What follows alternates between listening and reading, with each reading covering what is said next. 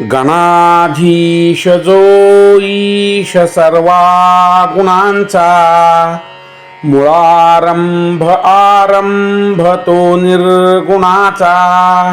नमो शारदा मूळ चत्वार वाचा, गमो पंथ आनंत या राघवाचा.